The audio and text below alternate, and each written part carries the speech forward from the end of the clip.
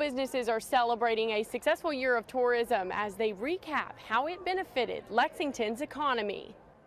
Governor Andy Beshear made an appearance sharing that 2022 was the best year in Kentucky's history for tourism, economic impact, and employment. Over the last few years, we have witnessed Kentucky's tourism industry thrive across the Commonwealth. In 2022, this boost in economy caused for 90,000 new jobs to be created, skyrocketing these numbers from pre-pandemic statistics.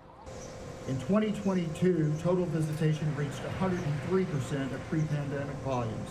Approximately 75 million travelers visited the state in 2022, and more than $8.9 billion was spent by those visitors, with a number of those visitors leaving with positive remarks. 60% of travelers who visited Kentucky in 2020 reported that they felt that Kentucky was a safe travel destination.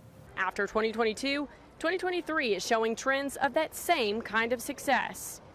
Railbird and the events and programming that were happening in our city also resulted in the highest June on record ever. And for right here in Fayette County, they also had a record-breaking year, breaking the $1 billion mark in total revenue earned due to this spike in tourism.